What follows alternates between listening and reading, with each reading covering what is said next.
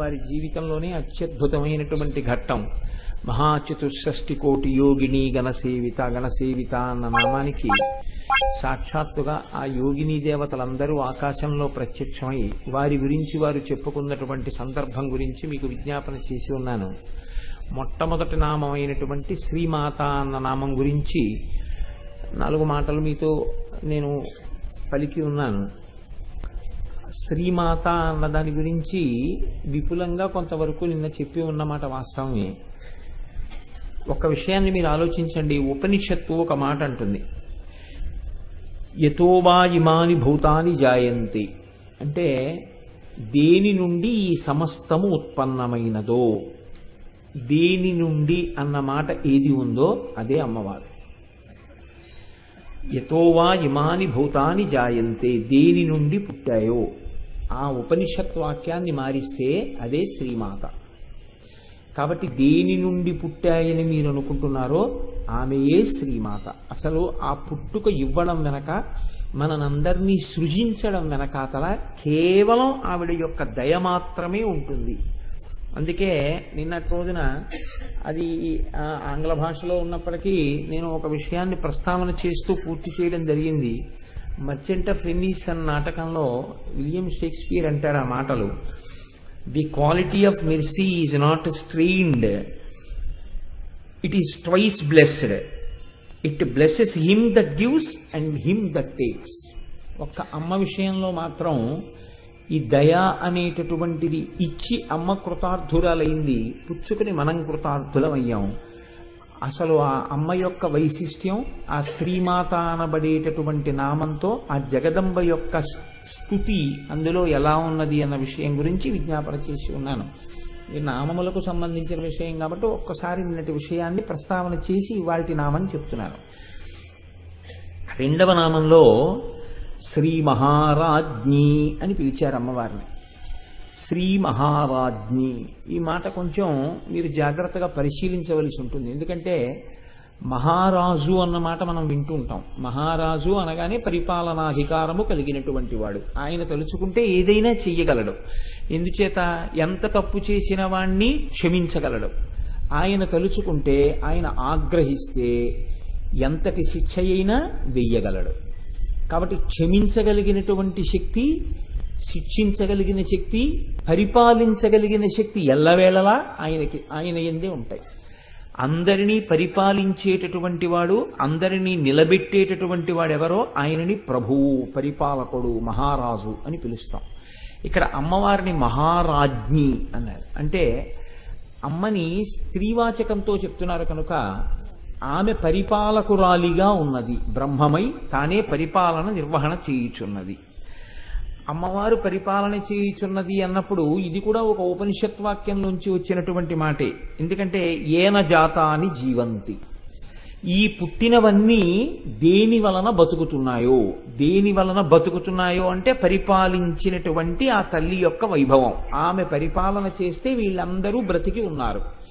కాబట్టి ఎవరు పరిపాలన చేయుచున్నారో వారు శ్రీ మహారాజ్ఞి. ఇక్కడ పరిపాలన చేసేటటువంటి మహారాజ్ఞికి ఒక లక్షణం ఉంటుంది. మహారాజుకి మీరు ఎవరనండి, మహారాజనండి, మహారాజ్ఞనండి, ఇక్కడ మహారాజ్ఞి సంబంధంగా మనం మాట్లాడుతున్నాం కాబట్టి ప్రధానమైన లక్షణం ఒకటి ఉంటుంది. పాలితులు, పాలకులు. పాలితులు అంటే పరిపాలించబడేటటువంటి వారు, పాలకులు అంటే పరిపాలించుచున్నవారు. పాలించేటటువంటి వారు చాలా గొప్పవారు అని ఎలా తెలుస్తుంది అంటే, ఎవరి యందు ఏ విభూతి ప్రకటనముగా ఉన్నదో ఆ విభూతి వారి యందు బాగా ప్రకాశించడానికి కావలసినటువంటి స్థితిని ఏర్పాటు చేసిన వాడు ప్రభువు అయి ఉంటాడు. ఒక కృష్ణదేవరాయల వారిని తలుచుకుంటే చాలా గొప్ప ప్రభు అండి. సాహితీ సమరాంగణ సార్వభౌముడు, లలిత కళాప్రియుడు, కవి పండిత పోషకుడు, విద్వత్కవి, ఇన్ని విశేషణాలతో ఎందుకు పిలుస్తాం అంటే అష్టదిగ్గజాలని ఏర్పాటు చేశాడు, అలాగే శిల్పుల్ని పోషించాడు, ప్రజల్ని పాలించాడు, అమాయకులను రక్షించాడు, నేరస్తుల్ని దండించాడు. ఎవరిని ఎలా పరిపాలించాలో అలా పరిపాలిస్తారు. మహారాజ్ఞి శబ్దము చేత ఒక విషయం తెలుస్తుంది మీకు. పరిపాలన చేసేటటువంటి వారు కేవలం సంక్షేమం కోసం మాత్రమే పరిపాలన చెయ్యరు. మీరు కొంచెం జాగ్రత్తగా గమనించండి. ప్రభుత్వం ఏం చేస్తుందండి అని మీరు అడిగారు అనుకోండి, ప్రభుత్వం ఆసుపత్రులు కట్టిస్తుంది, ప్రభుత్వం పాఠశాలలు కట్టిస్తుంది, కళాశాలలు కట్టిస్తుంది, గ్రంథాలయాలు కట్టిస్తుంది, కారాగారాలు కట్టిస్తుంది. కారాగారాలు ఎందుకండి కట్టించడం అంటే? ఎవరిని ఉద్ధరించాలో, ఎవరిని వృద్ధిలోకి తీసుకురావాలో, ఎవరు సన్మార్గంలో ఉన్నారో వాళ్ళని పోషిస్తుంది సంక్షేమ కార్యక్రమంతో. ఎవరు దీనికి అడ్డు తగులుతున్నారో, ఎవరు ధర్మమునకు అడ్డంగా నిలబడ్డారో వాళ్ళని శిక్ష వెయ్యాలి. అందుకని కారాగారములను కూడా ప్రభుత్వమే నిర్వహిస్తుంది. అంతేకాని అదేమిటంటే కారాగారాలు ప్రభుత్వం నిర్వహించడం ఏమిటంటే ఆసుపత్రులు, గ్రంథాలయాలు, పాఠశాలలు, వసతి గృహాలు ఇలాంటివి ఏర్పాటు చేస్తే చాలదా అంటే చాలదు. పరిపాలన అంతర్భాగం కారాగారం కూడా. అందుకే కారాగారం ఎందుకు పెట్టాలి అంటే కారాగారం కూడా దయతోనే పెడతారు. అయ్యో వీడు బయట ఉంటే ఇలా పాడైపోతున్నాడు, వీడికి ఒకసారి ఈ కష్టాన్ని రుచి చూపిస్తే వీడి జీవిత పథాన్ని మార్చుకుంటాడు అని. కృష్ణుడంతటి వాడిని కట్టి కొట్టేస్తానంది యశోద. ఎందుకని? లాలనమున బహుదోషము లూలిం ప్రాపించు తాడనోపాయములం చాలగుణంబులు కలుగును తాడనంబె బాలురకును పథ్యంబరయన్నది. పిల్లల్ని లాలిస్తే, ముద్దు చేస్తే వాళ్ళ అల్లరి ఎక్కువైపోతుంది. అందుకని 2 దెబ్బలు కొడతాను దారిలోకి వస్తాడని. అదృష్టం కొట్టలేదు, కట్టేసిందంతే. కాబట్టి ప్రభుత్వం కూడా ఏం చేస్తుంది? కొడుతుంది. కొట్టడం అంటే శిక్ష వేస్తుంది. శిక్ష వేయడం అంటే కారాగారంలో పెడుతుంది. కారాగారంలో ఎందుకు పెడుతుంది అంటే వాళ్ళలో మార్పు తీసుకురావడం కోసం. కొంతమందిని ఇక నువ్వు అసలు శరీరంతో ఉన్నంత కాలం బయటికి రావద్దంటే. ఎందుకని?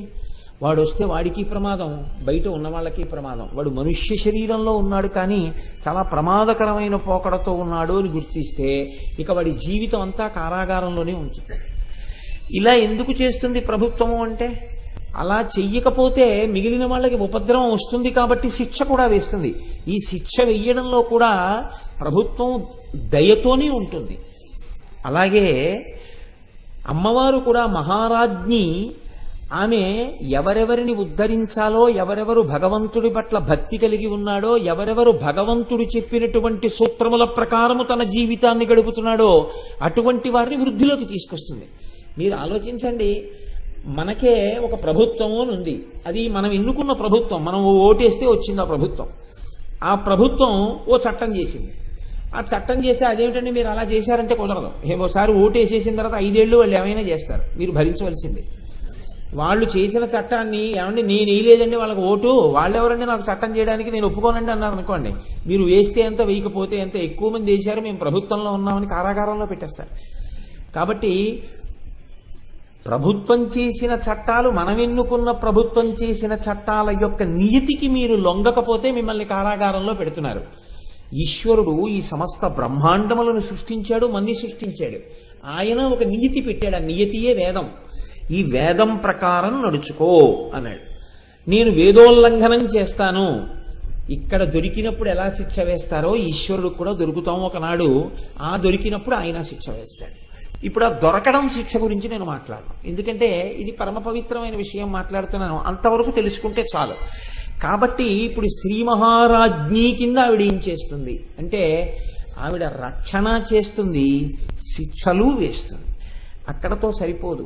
మహారాజ్ఞి అన్న మాట చేత వేదాన్ని అనుసరించి జీవించేటటువంటి భక్తులైన వాళ్ళు, భగవంతుని పట్ల విశేషమైనటువంటి భక్తి తత్పరత కలిగినటువంటి వాళ్ళు, సామాన్యమైన స్థాయిలో ఉన్నటువంటి వాళ్ళ దగ్గర నుంచి ఎవరికి ఏ కోర్కె కోరుకున్నా ఆ కోర్కెలను తీర్చగలిగినటువంటి సమస్త శక్తులు తనయందే ఉన్నటువంటి తల్లి కనుక మహారాజ్ఞి శబ్దము అన్వయమైనప్పుడు ఆ తల్లికున్న మరొక పేరు కామకోటి. కంచి కామకోటి పీఠం, కంచి కామకోటి పీఠం అంటుంటాం. కామకోటి అంటే ఏమిటో తెలుసా అండి? కామము అంటే కోరిక. ఇప్పుడు నేనున్నాను, నేను ఇవాళ ఈ వేదిక మీదకి వస్తున్నప్పుడు ఎందుకు వస్తున్నాను ఈ వేదిక మీదకి? నా జీవితంలో లలితా సహస్రనామ స్తోత్రంలో 4 నామాల గురించి చెప్పుకుని నేను కొన్ని రోజుల పాటు నా జీవితంలో కొన్ని గంటలు ధన్యత పొందాలి అని ఇక్కడికి వస్తున్నాను. ఇప్పుడు నాకు ఒక కోరిక ఉందా లేదా? అది ఉత్తమమైన కోరిక, ఇంకో కోరిక పక్కన పెట్టండి. ఒక కోరిక ఉంది. ఇప్పుడు ఈ కోరిక ఉన్నప్పుడు ఈ కోరిక నాకు తీరాలి, లలితా సహస్రనామ స్తోత్రం గురించి 4 మాటలు చెప్పుకోగలిగినటువంటి శక్తి నా నుండి ప్రకటనమగుగాక. ఇప్పుడు ఈ శక్తి నాకు ఇస్తే కదా ప్రకటనమవుతుంది. ఎవరివ్వాలి ఆ శక్తిని? అమ్మవారు ఇవ్వాలి.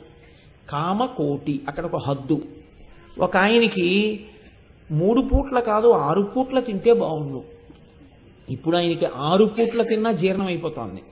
కామకోటి. ఇంకొక ఆయనకి తినేసి అలా తిరుగుతుంటే చాలు, కామకోటి. ఇంకొక ఆయనకి కాదు, మౌనంగా ఉండి తపస్సు చేసుకుని అంతర్ముఖుడై వచ్చే ప్రతిబంధకాలన్నింటినీ పక్కకి తోసి ధ్యానమునందు నిలబడి మనస్సుని ఏకాగ్రం చేసి అమ్మవారి పాదముల మీద పెట్టాలని కోరిక. ఇది తనే సాధించుకోగలిగితే మీరు నేను అందరం సాధిస్తాం. మనస్సు అంతర్ముఖం కాదు, చాలా కష్టం. ఇప్పుడు ఆయనకి ధ్యాననిష్ట నిలబడాలి. ఎవరి అనుగ్రహం ఉండాలి? కామకోటి. ఈ కోటి అంటే హద్దు. ఒక్కొక్కరి కోరికలోకి కొన్ని గుంపులు వస్తాయి, గణములు వస్తాయి. ఇలా తపస్సు చేసుకోవాలనుకున్న వాళ్ళ యొక్క గణములు. ఇందులో కొంతమందిని అమ్మవారు ఏం చేస్తుందంటే చెయ్యట్టుకుని దడి దాటిస్తుంది.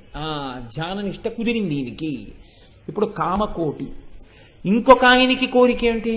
అమ్మవారి దర్శనం చేసి 4 శ్లోకాలని రచన చెయ్యాలి, ఆసువుగా నోటి వెంట వచ్చేయాలి. కామకోటి. ఆయన చేత కవి అనేటట్టుగా శక్తినిస్తుంది. వేరొకరికి మోక్షాన్ని పొందాలి, కామకోటి. కోటి అంటే హద్దు. మీరు ఏ చిన్న కోరిక కోరినా ఆ చిన్న కోరిక దగ్గర నుంచి మోక్షమనబడేటటువంటి స్థితి వరకు ఎన్ని హద్దులున్నాయో ఇన్ని హద్దులను దాటించి ఏ హద్దులలో ఉన్న వాళ్ళకి ఆ హద్దుల్లో ఆ స్థాయిల్ని బట్టి ఆయా కోర్కెలను తీర్చగలిగినటువంటి సమస్త శక్తులు కేంద్రీకృతమైనటువంటి అమ్మ పరిపాలకురాలిగా కూర్చుని వీటిని మీకు అనుగ్రహిస్తే ఆమె శ్రీ మహారాజ్ఞి. ఇప్పుడు లోకంలో ఎవరికైనా కోరిక తీరింది, ఏమిటి అదృష్టం? అమ్మవారి అనుగ్రహాన్ని పొందాడు. మీరు సంకల్పం చేయడం తేలికండి. ఇదే నేను తరచు మాట్లాడుతుంటాను. సుందరకాండలో సీతమ్మ అంటుంది, కచ్చిత్ పురుషకారంచ దైవంచ ప్రతిపద్యతే అని అడుగుతుంది. రాముడు తన ప్రయత్నం తాను చేస్తూ దైవాన్ని మర్చిపోలేదు కదా అంటుంది. చాలా మంది దగ్గర వచ్చేటటువంటి పెద్ద ఇబ్బంది ఎక్కడ ఉంటుందంటే, తమకి ఉన్నటువంటి వనరులను దృష్టిలో పెట్టుకుని ఈ పని నేను చేసేస్తాను అంటాడు. ఈ పని అయిపోతుందండి, నేను నాకు అవ్వకపోవడం ఏమిటి అంటాడు. అప్పుడు అమ్మవారు ఏమంటుందంటే, ఓ ఇవన్నీ నీకు ఉన్నాయని కదా అయిపోతుంది అంటున్నావు, ఇవన్నీ ఉండి కూడా ఎందుకు అవ్వదో కూడా నేను చూపిస్తానని ఒకసారి చూపిస్తే ఇప్పుడు ఏమంటాడంటే, కచ్చిత్ పురుషకారంచ దైవంచ అంటే నా సంకల్పం వల్ల అవదు, ఇంకొక కంటికి కనపడని అద్వితీయ శక్తి ఒకటి ఉంది, ఆవిడ అనుగ్రహం కూడా కలిసి రావాలి, కలిసి వస్తే నడుస్తుంది తప్ప లేకపోతే నడవదు అంటాడు. ఇప్పుడు ఇది ఇలా నిలబడడం వెనకాతల అమ్మవారి అనుగ్రహం తోడయిందా? ఆ కోటి దాటుతూ ఉంటాడు, కామకోటి దాటుతూ ఉంటాడు. దాటి చిట్ట చివరికి ఏ స్థితి కడతాడు? ఆవిడే తానవుతాడు. అదే మోక్షం అంటే. మోక్షం అంటే తనని తాను గుర్తిరిగి స్వస్వరూపముతో నిలబడిపోవడమే, ఆత్మస్వరూపంగా. అది కనపడకుండా ఒక తెర అడ్డుపడుతోంది, ఆ తెర ఎవరు తీయాలంటే అమ్మవారే తీయాలి. తీసేస్తే తన నిజస్వరూపం తనకి తెలిసిపోతుంది. అలా తెలిసిపోయిన నాడు తాను నిజస్వరూపంతో జ్ఞానిగా ఆత్మస్వరూపిగా తాను ఇక్కడే మోక్షాన్ని పొందడానికి కావలసినటువంటి స్థితిని, ఆ జ్ఞానాన్ని, ఆ శక్తిని ఎవరి వలన కృప చేయబడుతుంది అంటే అమ్మవారి వలన కృప చేయబడుతుంది. కాబట్టి ఆవిడ శ్రీ మహారాజ్ఞి. అందుకే లోకంలో మీరు గమనించి ఉంటారు, ఏది జరగనివ్వండి తెల్లవారకట్ట ఉపాసన దగ్గర నుంచి అన్ని అమ్మతనంతో ముడిపడిపోయి ఉంటాయి. మీరు చూడండి, లోకంలో మనకి తెలియకుండానే ఒక నానుడి వాడుతుంటాం. ఏమండి ఈ మధ్య మీరు చాలా తక్కువ తింటున్నారేంటి అని అడిగారు అనుకోండి, ఏమిటోనండి షుగర్ వచ్చిందంటాడు. షుగర్ అంటే ఏమైందండి, ఎందుకు తినకూడదు షుగర్ వస్తే అన్నారు అనుకోండి, ఇప్పుడు నా ప్యాంక్రియాస్ ఇన్సులిన్ రిలీజ్ చేయట్లేదండి అంటాడు. మరి ఇన్నాళ్ళు ప్యాంక్రియాస్ ఇన్సులిన్ ఎందుకు రిలీజ్ చేసింది అంటే, ఇన్నాళ్ళు నువ్వు ఎంత తిన్నా అది జీర్ణమై రక్తంలో కలవడానికి కావలసినంత ఇన్సులిన్ లోపల ఉన్నటువంటి ప్యాంక్రియాస్ చేత విడుదల చేయించిన కంటికి కనపడని శక్తి ఇవాళ నువ్విక అంత తినవద్దు అని శాసనం చేసింది. అదే వైద్యో నారాయణో హరిహి. డాక్టర్ గారు అంటారు, మీరు అన్నం ఎక్కువ తినకండి, ఇన్నాళ్ళు అన్నంలో కూర కలుపుకున్నారు, ఇప్పుడు కూరలో అన్నం కలుపుకోండి అంటారు. కాబట్టి ఇప్పుడు ఏమైంది? అందుకే ఏమండి మీరు ఈ మధ్య గుళ్ళోకి రావట్లేదేమండి అన్నారు అనుకోండి, మోకాళ్ళలో శక్తి తగ్గిపోయిందండి అంటారు, శక్తి క్షీణించింది అంటారు. ఏమండి ఈ మధ్య మీరు ఎక్కువగా ఈ పూర్వం తిరుగుతుండేవారు, ఇప్పుడు ఎక్కడ తిరగట్లేదేమి అంటే, పూర్వంలా శక్తి ఎక్కడుందండి, ఇప్పుడు శక్తి క్షీణించిపోయిందంటే. దేని గురించి మీరు మాట్లాడండి, ఆ శక్తి తగ్గిపోయిందంటారు. మీరు లోకంలో ఒక మాట వినుంటారు, మనకి తెలిసి తెలియక కూడా అదే మాట్లాడుతుంటాం మనం. పవర్ పోయిందంటాం. పవర్ పోయిందంటే చూడండి, ఇన్ని ఉంటాయి, ఇన్ని లైట్లు ఉంటాయి, మైకులు ఉంటాయి, ఫ్యాన్లు ఉంటాయి, ఇన్ని ఉంటాయి. పవర్ పోయిందనుకోండి, ఈ మైకు వినపడేటట్టు చేయదు, ఆ లైటు వెలగదు, ఆ ఫ్యాను తిరగదు. నేను ఇక్కడే ఉంటాను చెప్తూనే ఉంటాను, మీకు ఏమిటి ప్రయోజనం? అటు వాళ్ళకి వినపడదు. అంటే కంటికి కనపడని పవర్ ఒకటి ఉంది. ఆ పవర్ ఏం చేస్తోందంటే, శక్తి ఏం చేస్తోందంటే నా భావనని వాక్కులుగా మార్చేస్తోంది. ఈ వాక్కులు నా చేత పలికేటట్టు చేసి ఒక క్రమంలో వచ్చేటట్టుగా, అవతల వారికి అర్థం అవ్వాలి కాబట్టి ఒక క్రమంలో వచ్చేటట్టు, ఒక ఆలోచన ఇంకో ఆలోచన చేత విసిరివేయబడకుండా రక్షణ చేస్తూ ఒక క్రమంలో వాక్కులనిస్తోంది. ఆ వాక్కులు పైకి వచ్చేటప్పుడు ఉచ్చారణ యందు దోషం లేకుండా కాపాడుతోంది. ఇది చక్కగా మీ అందరూ కూర్చుని అత్యంత శ్రద్ధాళువులై వినేటట్టుగా మీ మనస్సుని అక్కడ నిలబడేటట్టు చేస్తోంది. ఈ చెవులతో మీరు వింటున్నప్పుడు నాలో ఉన్న భావము మీలో ఉన్న భావముగా మారిపోతోంది. చివరికి సభాపతిభ్యశ్చవో నమో నమో, సభాపతి భావమే సభ యొక్క భావముగా మారిపోతోంది. దీనికి అంతటికి వెనక ఏదుంది? శక్తియే ఉంది. ఆవిడ పరిపాలిస్తోంది సభనంతటిని. కాబట్టి శ్రీ మహారాజ్ఞి, మీరు ఆ కోణంలో చూడడం మీకు అలవాటవ్వాలి తప్ప ప్రతి క్షణం మీకు ఆవిడ పరిపాలన కనపడుతూనే ఉంటుంది, ప్రతి క్షణం. ఇది శ్రీ మహారాజ్ఞీ తత్వం అయితే ఆవిడ లోకాన్నంతటినీ కూడా కాపాడుతోంది. మనం జరుగుతున్న ఒక విషయాన్ని కనిపెట్టి ఇలా జరుగుతోందంటాం తప్ప ఇలా జరగడానికి హేతువుని మాట్లాడిన వాడు ఋషి, జరుగుతున్న దాన్ని చెప్పినవాడు విజ్ఞాన శాస్త్రవేత్త. వాళ్ళిద్దరి మధ్య ఏమీ అభిప్రాయ భేదం కానీ వాళ్ళిద్దరి మధ్య తగువు కానీ ఏమి ఉండవు. పరిణతి పొందినటువంటి విజ్ఞాన శాస్త్రవేత్త ఋషికి నమస్కారం చేస్తాడు. ఎందుకు నమస్కారం చేస్తాడంటే, ఋషి ఏం చెప్పాడో దాన్ని నేను ప్రయోగంతో తెలుసుకోగలిగాను అంటాడు. తెలిసి తెలియని వాళ్ళైతే సైన్స్కి ఋషికి ఏమైనా ఇబ్బంది ఉంది, ఇద్దరు దెబ్బలాడుకుంటారంటారేమో, కానీ అలా ఏం ఉండదు లోకంలో. మీరు ఒక్క సత్యాన్ని ప్రయత్నం చేయండి. సనాతన ధర్మంలో వేదం అంది, సమస్త భూతముల యందు ఈశ్వరుడు ఉన్నాడు, షడ్వికారములు పొందుతున్న ప్రతి ప్రాణి యందు జీవమున్నది అంది. మొక్కలలో ప్రాణమున్నది, మొక్కలని తీసుకెళ్ళి పక్కన ఏదైనా భయంకరంగా అరిచేటటువంటి ఒక జంతువు యొక్క అరుపులు వినపడితే ఆ అరుపులకి మొక్కలు ప్రతిస్పందిస్తాయని జగదీష్ చంద్రబోస్ కనిపెట్టారు. ఆయన ఒక తీగకి ఒక రకమైన పరికరాన్ని అమర్చాడు. ప్రశాంతంగా ఉందనుకోండి, తీగ హాయిగా ఉంటుంది. అది చేసేటటువంటి శబ్దం, దాని నుంచి వచ్చే ప్రకంపనలు ఒక స్థాయిలో ఉంటాయి. ఇప్పుడు మీరు ఆ సన్నజాజి తీగ పక్కకి ఒక కుక్కని తీసుకెళ్ళి ఆ పాదు గుంజకేసి కట్టి కర్ర పెట్టి కొడుతున్నారనుకోండి, అది మొయ్యో మొయ్యో మొయ్యో నరుస్తోంది అనుకోండి, ఈ కుక్క యొక్క అరుపులు వింటున్నటువంటి సన్నజాజి తీగ నుండి వచ్చేటటువంటి ప్రకంపనలు మారిపోతాయి. ఇది జగదీష్ చంద్రబోస్ తరువాతి కాలంలో ఒకానొక ప్రయోగ సమయంలో ఆయన మాట్లాడాడు. ఇప్పుడు జగదీష్ చంద్రబోస్ ఋషి చెప్పిన వాక్యాన్ని తిరస్కరించాడా, ఋషి చెప్పిన దాన్ని ప్రయోగ రూపంలో చూపించాడా? చూపించాడు. అందుకని ఋషికి విజ్ఞాన శాస్త్రవేత్తకి ఎక్కడ ఇబ్బంది ఉండదు. కానీ ఆ తల్లి గొప్ప, మన ఋషులు ఏం చేశారంటే విశ్వాసం మీద ఆధారపడ్డారు. పెద్దలు ఒక మాట చెప్తే ఇలా ఎందుకు చెప్పాలి అని పెద్దల్ని నిలదీయడం ఉండదు. పెద్దలు చెప్పారంటే వినడమే. అందుకే ఋషి ప్రోక్తములంటే నమ్మి ఆచరించడమే. ఋషులు చెప్పారు, దీన్నంతటినీ పరిపాలించేటటువంటి తల్లి ఒకటి ఉంది, ఒక శక్తి ఉంది, ఆ శక్తి లేకపోతే అసలు బతుకు లేదు అన్నారు. శక్తి ఉంటే ఏమిటి మీరు ఎప్పుడు గమనించవలసినటువంటి రహస్యం ఒకటి ఉంటుంది తత్వంలో. శక్తి అన్న మాట నేను ఎప్పుడు వాడినా, నేను కాదు ఎప్పుడు ఎవరు వాడినా మీరు ఒకటి జ్ఞాపకం పెట్టుకోండి, అది కదులుతోందని గుర్తు. కదలలేదు అనుకోండి, అది శక్తి కాదు. నేను ఒక ఉదాహరణకి, నేనేం అంత పెద్ద ధ్యానం చేస్తానని కాదు, చేయగలిగిన శక్తి ఉందని కాదు. నేను ధ్యానం చేసుకుంటున్నాను అనుకోండి, నేను అంతర్ముఖుడనై ఉన్నాను. నేను అంతర్ముఖుడనై ఉండగా ఏదో ఒక ముఖ్యమైన ఫోన్ వచ్చింది. ఈయనకి ఇద్దాం ఫోన్ అని మా ఆవిడ కార్డ్లెస్ పట్టుకుని వచ్చి నా పక్కన నిలబడింది. నాకు తెలియదు అది వచ్చినట్లు కానీ, తలుపు తీసినట్టు కానీ తెలియక నేను ధ్యానంలో ఉన్నాను. అది నన్ను ఇలా ముట్టుకుంది, నాకు తెలియలేదు. అంటే చర్మం తెలుసుకోదా? స్పర్శ లేదా చర్మానికి? ఉంది. కానీ చర్మానికి ఉన్నటువంటి స్పర్శని ఎవరు అందుకోవట్లేదు?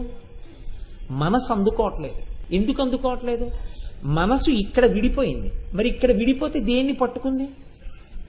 లోపల ఇంకొక దాన్ని పట్టుకుంది. ఈ కంటికి ఏది కనపడదో ఆ కన్ను మూసేసి లోపల కన్ను తెరిచింది. భూమధ్యంలో ఉండేటటువంటి జ్ఞాననేత్రాన్ని తెరిచింది. తెరిచి నేను ఏది చూడాలనుకుంటున్నానో దాన్ని చూస్తోంది. ఆ అమ్మవారి పాదములను గట్టిగా పట్టుకుని ఉన్న కారణం చేత చర్మమునకు నా భార్య చేతి స్పర్శ తగిలినా లోపల మనస్సు ప్రతిస్పందించలేదు. ఎవరో నిన్ను తాకారు అని చెప్పలేదు. ఎందుకని? దీనితో దానికి సంబంధం విడిపోయింది, దీనితో దానికి సంబంధం ఏర్పడింది. ఇప్పుడు గట్టిగా కొట్టింది అనుకోండి, ఇలాగా దానితో విడి దీనిలోకి వస్తుంది. వచ్చినప్పుడు కోపం వస్తుంది. మీరు గమనించారో లేదో? మామూలుగా మీరు ఉన్నారనుకోండి, ఇలా అంటే ఏమండి అంటాం. లోపలి వస్తువుని పట్టుకునే ప్రయత్నంలో మీరుండగా మీ ధ్యానం భంగం చేశారనుకోండి, మీ ఆగ్రహానికి గురవుతారు. కళ్ళు తెరిచి బుద్ధుందా లేదా? ఫోన్ అయితే ఎందుకు అలాగా? మళ్ళీ ఎంత సమయం పడుతుందో తెలుసా అంతర్ముఖుడిని అవడానికి? ఎందుకు అలా కలుపుతాం అంటాం. అంటే తనంత తాను విడిపడాలి మళ్ళీ. ఇప్పుడు ఏమైంది మీరు ఇక్కడ గమనించి, నేను ఈ మాట ఎందుకు చెప్తున్నానంటే, కదలిక, ఈ మనస్సు పైకి కదలడం మాని లోపలికి కదలడానికి కూడా శక్తి అనుగ్రహమే ఉండాలి. లోపలికి కదిలి పట్టుకోవడానికి. ఒక స్థితిలో ఏమైందంటే కదలడం మానేసి మనసు కదలటం లేదు. కదలకుండా నేను ఏ వస్తువుని చూస్తున్నానో ఆ వస్తువుని అలా పట్టుకుని ఉండిపోయింది. అప్పుడు ఏమైపోయిందంటే నేను ఒక గొప్ప ఆనంద తన్మయత్వంలో ఉండడంలో ఆ వస్తువు నేనైపోయాను. అప్పుడు ఏ వస్తువుని ధ్యానం చేస్తున్నానో ఆ వస్తువుగా నేను మారిపోయి ఉన్నాను. అది కదలిక లేని స్థితి శివం. ఇప్పుడు సరోవరమునందు తరంగములు లేవు, నిశ్చలంగా ఉంది. శరీరం అలా కూర్చునుంది, లోపల చాలా నిశ్చలంగా ఉన్నాడు. ఏ కదలిక లేవు, ఇంద్రియాల అలజడి లేదు, మనస్సు యొక్క అలజడి లేదు, ఏమీ లేదు, నిశ్శబ్దంగా ఉంది. ఇలా ఉండేటప్పటికే ఆనందం అక్కడ ఉంది. అందుకని అంతర్ముఖుడయ్యాడు. ఆ ఆనందాబ్ధిలో ఓలలాడుతూ అలా ఉండిపోయి ఉన్నాడు. కొంతసేపు అయ్యాక బహిర్ముఖుడయ్యాడు. బహిర్ముఖుడు అవగానే మళ్ళీ దుఃఖం ప్రారంభం. ఇంద్రియాలు మనసు పనిచేయడం మొదలుపెట్టి బయటికి తిరిగితే మళ్ళీ కదలికలు వచ్చేస్తాయి. అందుకని శక్తి అంటే కదలిక, కదులుతోంది. ఈ కదలిక లేదనుకోండి, ఆగిపోయిందనమాట వ్యాపారం. ఇది ఈశ్వరపరంగా ఆగిపోయిందనుకోండి, శివం అయ్యాడు. బాహ్యంలో కదలిక లాగాయనుకోండి, బ్రహ్మాండ పరంగా కదలిక ఆగిపోయిందనుకోండి, ఉపద్రవం వచ్చేసిందని గుర్తు.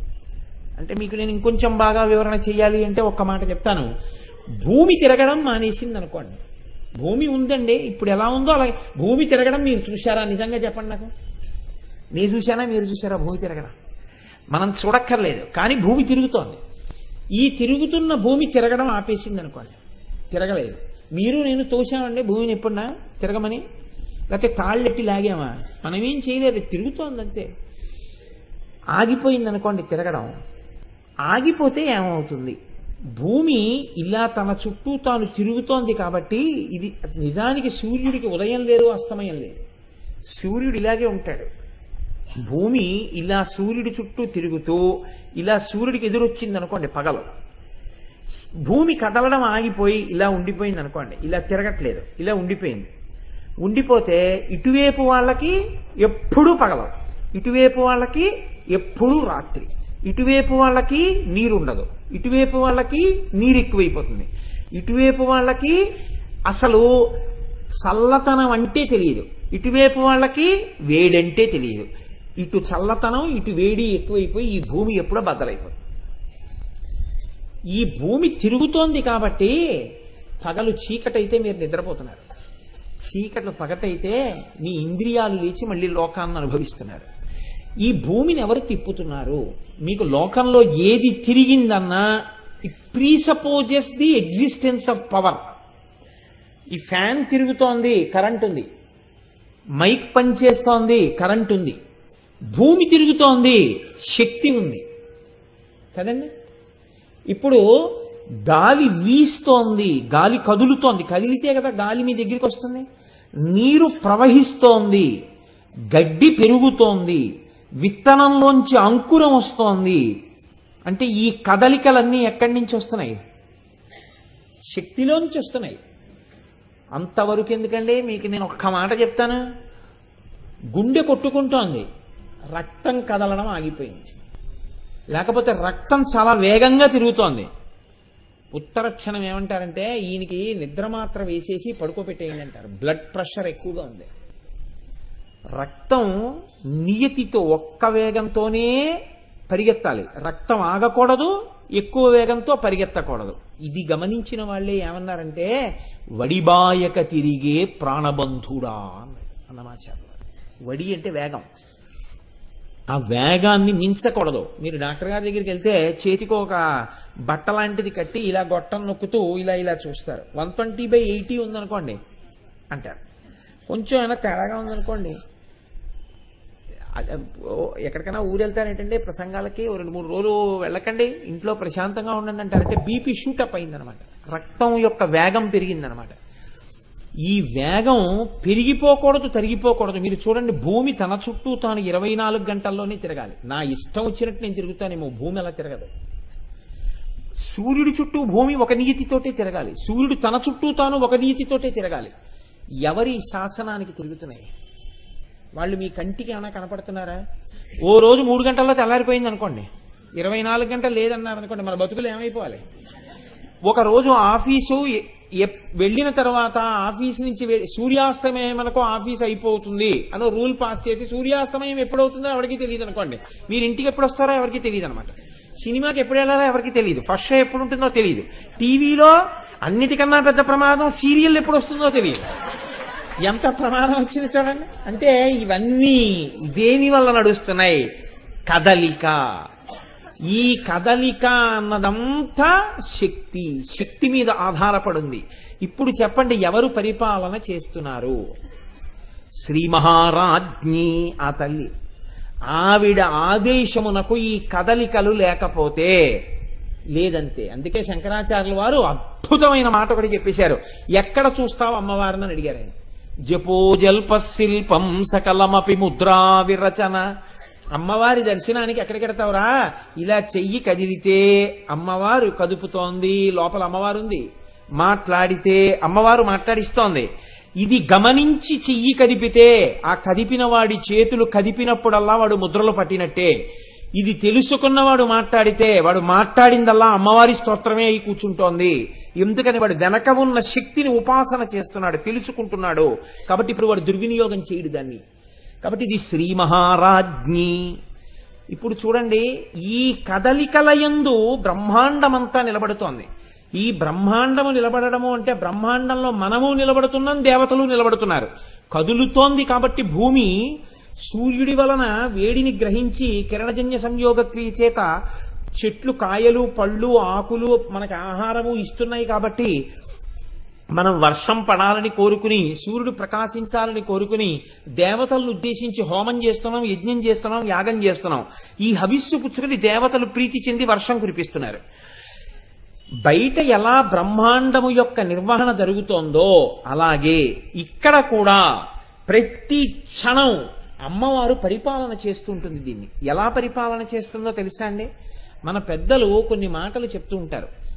చప్పట్లు కొట్టవద్దు అంటారు. తెలిసి తెలియక ఏమంటుంటామంటే మనం చప్పట్లు కొట్టండి, చప్పట్లు కొట్టండి అంటుంటారు. చప్పట్లు కొడితే అర్థం ఏమిటంటే అసలు యథార్థంగా నీవు అనర్హుడవు, వేదిక నెక్కక్కర్లేదని దాని గుర్తు. చప్పట్లు కొట్టకూడదు, పాదం మీద పాదం వేసి రాయకూడదు.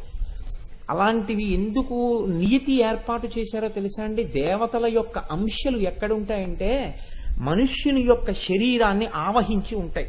33 దేవతలు ఆవహించి ఉంటారు. అందుకే దేహో దేవాలయ ప్రోక్త జీవో దేవ సనాతన. మీరు ఒక దేవాలయంలోకి వెడితే మొట్టమొదట చుట్టూ ఎవరుంటారు ప్రదక్షిణం చేసేటప్పుడు? ఆ దేవాలయానికి సంబంధించిన పరివార దేవతలు అందరూ ఉంటారు. ఇప్పుడు మీరు గర్భాలయంలోకి వెడితే ఎవరుంటారు? ప్రధానమైనటువంటి దేవత అక్కడ ఉంటారు.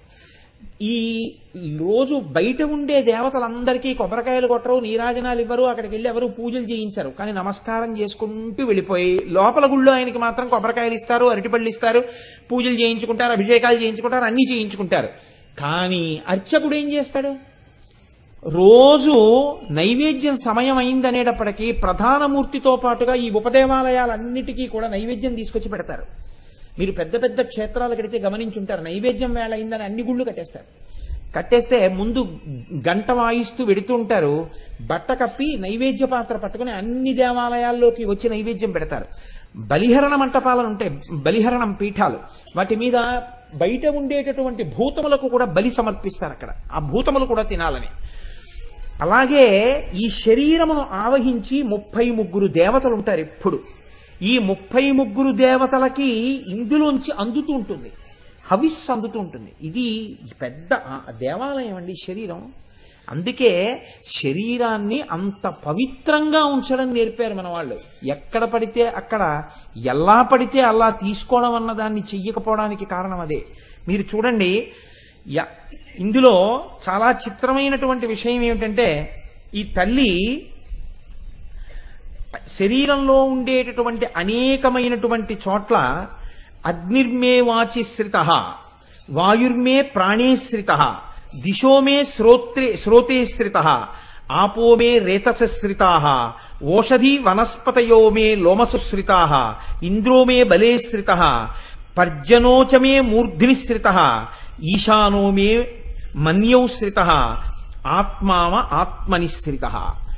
ఈ దేహమునందే ఆవహించి వాక్కు యందు అగ్నిహోత్రం ఉంటుంది. అందుకే నేను ఏమంటే ఆయన మాట విన్న తర్వాత మారిపోయానండి అంటాడు. మారిపోయానండి అంటే అగ్నిహోత్రమై పచనం చేసి కాల్చి అజ్ఞానాన్ని దహిస్తుంది వాక్కు. అందుకని వాక్కు యందు అగ్నిహోత్రం ఉంటుంది, ప్రాణమునందు వాయువు ఉంటుంది. అందుకే వాయుచలనం ఆగిపోయింది అనుకోండి, ప్రాణం పోయిందంటారు. ప్రాణమునందు వాయువు. దిగ్దేవతలు శ్రోత్రములందుంటారు, వరుణుడు రేతస్సునందుంటాడు, ఓషధీశ్వరులు కేశములను ఆశ్రయించి ఉంటారు, ఇంద్రుడు బలమునందుంటాడు, పర్జన్యుడు శీర్షమునందుంటాడు, ఈశానుడు మన్యువునందుంటాడు. లోపల ఆత్మయందు పరమేశ్వరుడు ఉంటాడు. ఈ లోపల ఉండేటటువంటి ఈ పరమేశ్వరుడు ఈవిడే. తస్య మధ్యే మహానగ్నిర్విశ్వార్చిర్విశ్వతోముఖ సోగ్రభుగ్విభజన్నిస్తన్నాహారమజర కవి తిర్యగూర్ధ్వమధశాయీ రశ్మయస్సంచ సంతతాః సంతాపయతి స్వందేహమాపాదతలమస్తకః తస్యా శిఖాయా మధ్యే పరమాత్మా వ్యవస్థితః అని రోజు మనం మంత్రపుష్పం చెప్తుంటాం కదా.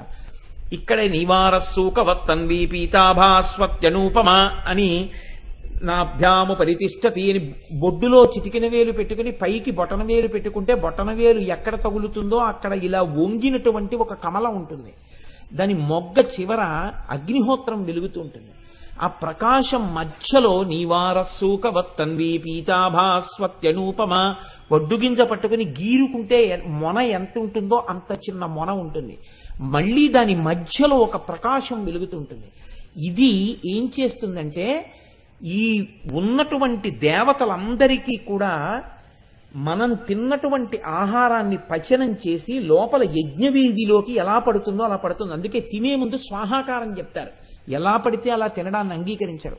ఓం ప్రాణాయ స్వాహ, ఓం అపానాయ స్వాహ, ఓం యానాయ స్వాహ అని పంచవ్యాహృతులు గుచ్చుకుంటారు ముందు. అంటే స్వాహ అంటూ అగ్నిహోత్రానికి ఇస్తారు. పంటికి తగలకుండా నాలుక మీద పెట్టి చప్పరించి మింగుతారు నీతి అన్నాన్ని.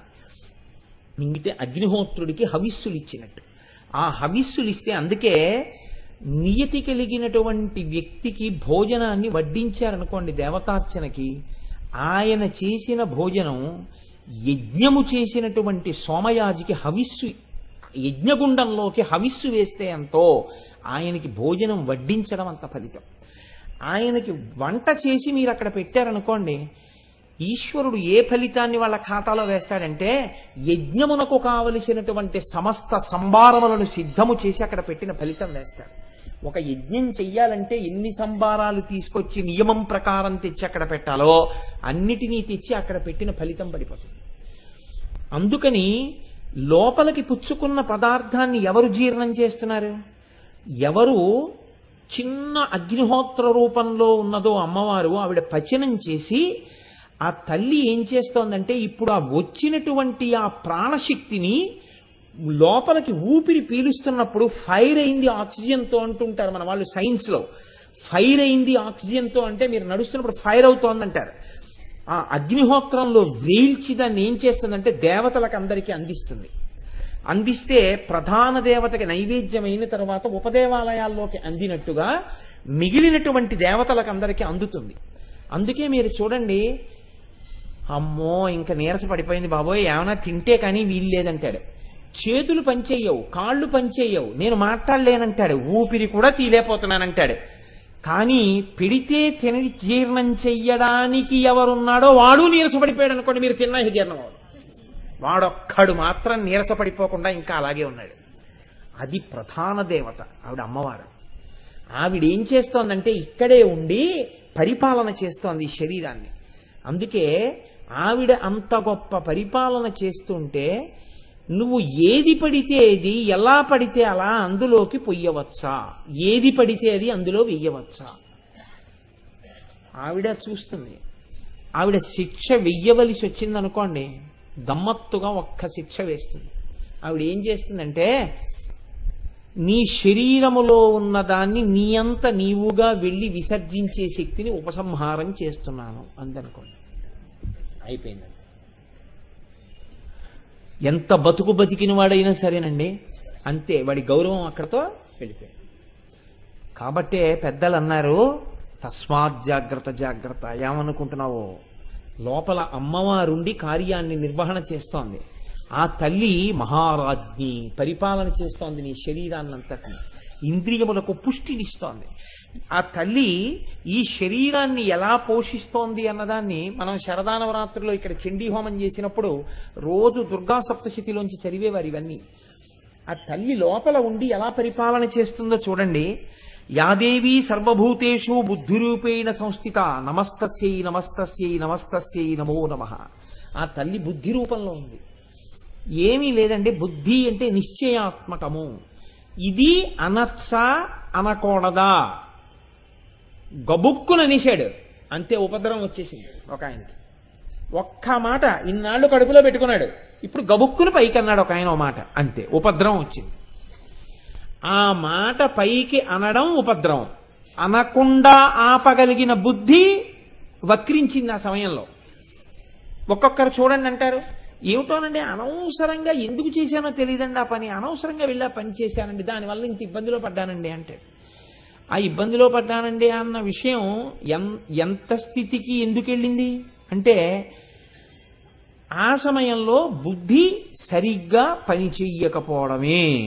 నేను మీకు దీనికి నేను ఇంకా ఏదో ఒకటి చెప్పకుండా ఉండలేకపోతున్నాను. అందుకని నేను ఇలాంటివి చెప్పాలి అంటే ఇంకొకరి జీవితంలో ఇవి చెప్పడానికి ఇష్టపడను, ఇంకొకటి చెప్పడానికి ఇష్టపడను. ఏదైనా అవమానకరమైన సందర్భం అయితే బుద్ధి సరిగ్గా పనిచేయకపోతే వచ్చే ఉపద్రవం అంటే ఇంకొకరికి చెప్తే దోషం అది. కాబట్టి నాది మాత్రమే అనుసంధానం చేస్తుంటాను. అటువంటిప్పుడు నేను ఒకసారి ఒక పెళ్లికి వెళ్ళాను. అది తెల్లవారుజామున 2 గంటల చిల్లర ముహూర్తం.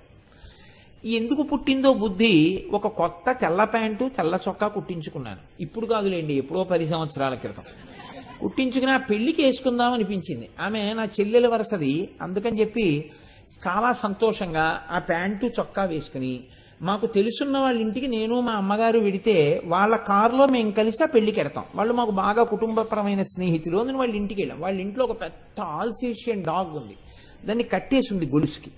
అది పాపం నన్నేం అనలేదు. ఆవిడ ఓ మాట చెప్తే ఆ కుక్క వింటుంది. యజమాని ఎందు ప్రీతి కలిగిన కుక్క, మాట వినే కుక్క. కొందరు ఇళ్లలో ఆయన మనవాడే వినన్నా అదేం విందా కుక్క. అలాంటి కుక్కలు కూడా ఉంటాయి. కానీ ఈ కుక్క అటువంటిది కాదు, అది ఏదో తాని మానాన్ని పడుతుంది. నేను చక్కగా వాళ్ళు లోపలికి తీసుకెళ్లారు, కూర్చోబెట్టారు. ఆవిడ వచ్చేస్తున్నాను బాబు అని చెప్పి ఆవిడ గబగబా తెములుతున్నారు. తెములుతూ తెల్లారకట్ట వేళ కదా, పాపం వీడికి ఏదో కప్పు కాఫీ ఇస్తే ప్రీతి పొందుతాడు అనుకుందో ఏమో, చల్లకాలం కదా అని చెప్పి ఆవిడ నాకు ఒక కప్పు కాఫీ ఇచ్చారు. నేను ఆ సాసరు కప్పు పట్టుకుని ఇలా పెట్టుకుని తాగుతున్నాను. ఇప్పుడు ఆవిడ కాఫీ ఇచ్చారు, నేను తాగుతున్నాను. కుక్క ఆ ముందు గదిలో పడుకుని అది నా వంక చూస్తూ నోరు తెరుచుకుని ఇలా కళ్ళు మూసుకుని పెద్ద నాలుగు ఇలా వేళ్లాడేసుకుని బుర్ర కదుపుతాను. నన్ను అదేం అనలేదు. నేను దాన్ని అండం ఎందుకు, అనవసరం కదా. కానీ నా బుద్ధి వక్రించి నేను ఏం చేశానంటే ఆ కప్పు సాసరు పట్టుకుని, ఎవ్వరు లేరు, మా అమ్మ లోపల ఆవిడతో మాట్లాడుతోంది, ఎందుకు పుట్టిందో వెర్రి బుద్ధి నాకు అర్థం కాదు, ఆ కుక్క వంక చూసి అన్నాను. అంటే అదేం చేసింది, ఒక్కసారి బావుమని లేచింది. అది ఒక్కసారి లేచేటప్పటికి అది గొలుసుతో కట్టేసి ఉంది, కానీ ఈ రెండు చేతులు గడగడగడగడ వణికిపోయి ఈ కాఫీ అంతా తెల్ల ప్యాంటు చొక్కా నిండా పడిపోయింది. ఈ అరుపు, ఈ కాఫీ కప్పు యొక్క గణగణగణగణ శబ్దానికి ఆవిడ బయటికి వచ్చి, అయ్యో అదేమిటయ్యా అలా వణికిపోతున్నావు అన్నారు. అని పాపం ఆవిడ కుక్కని నింద చేసి, బుద్ధుందా లేదా, ఎందుకు అలా అమ్మా నేనే నిష్కారణంగా అలా అన్నానంటే ఆవిడ నా వంక వీడు పెద్ద మనిషి అని ఒక అభిప్రాయం ఉండేది ఆవిడికి. ఆవిడ నా వంక చాలా తెల్లబోయి చూశారు, ఎందుకు అలా అన్నావు మరి కుక్కని అన్నట్లుగా. కానీ అది కూడా చెప్పకపోతే చాలా దోషం అయిపోతుందని నేను చెప్పేశాను అనుకోండి, అది వేరే విషయం. కానీ ఎందుకు చేశానంటారు ఆ పని, దానివల్ల పెళ్లికి తీసుకెళ్ళింది ఆ ఒక్క జత. అప్పుడు నేను వెళ్ళి మార్చుకోవడానికి లేదు కాబట్టి ఆ కాఫీ ఒలికిపోయిన దాంతో వెళ్ళి అవసరం ఉన్నా లేకపోయినా ఓ పెద్ద రుమాలోటి తీసుకుని ఒళ్ళో వేసి కూర్చోవడం. అంటే ఏంటి పొద్దున్నే మరకలేంటి, ఆ బట్టలు తప్ప నీకు ఇంకోటి లేవా అంటారేమోనని.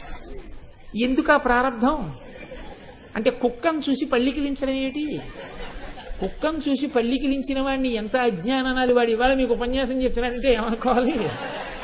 అంటే అలాగని మీరు నేనేమి అస్తమానం అజ్ఞానిగా ఉండిపోతాను అనుకోకండి, కొన్నిసార్లు మంచిగానే ఉంటాను.